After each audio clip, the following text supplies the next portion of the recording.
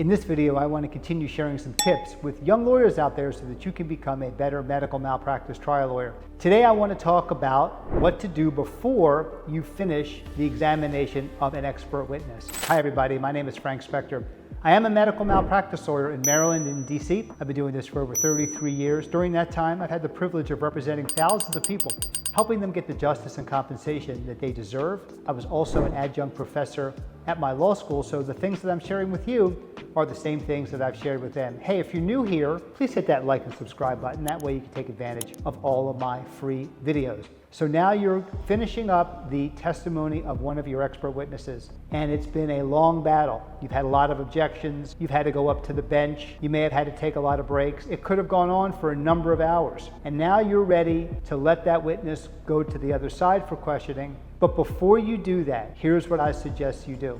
In medical malpractice cases, it's very uncommon for you to be doing this by yourself. It's just too much work. You have somebody with you. And that person's job is to make sure that every element of the case has been addressed by the expert witness. So in a medical malpractice case, you have to talk about, on the plaintiff side, a violation of the standard of care, how those violations caused injury, how those injuries caused damage, if that's also what the expert is about to talk about. But the most important thing are the standard of care and causation. If you are doing the testimony of one of your standard of care expert witnesses. Now, before you sit down, say to the judge, court's indulgence for a moment. I want to confer with my counsel. And take your time. The judge is not going to rush you. You can have a couple of minutes and sit with your partner and say, did we cover everything? Did I get standard of care violations?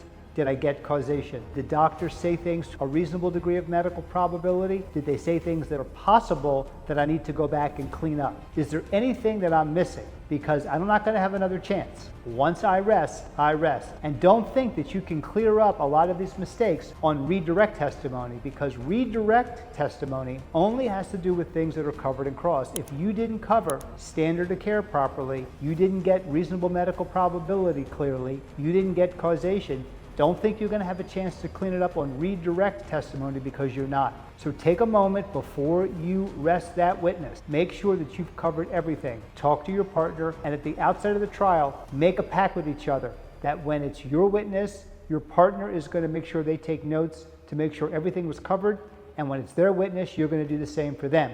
Don't rush. Take your time. It's your case. I know the judge is trying to rush you. They want the case to move fast, but you need to stand up for yourself and you need to make sure you're taking care of everything that you need to take care of. I hope you found this information valuable. Thanks again for watching. I look forward to seeing you again soon.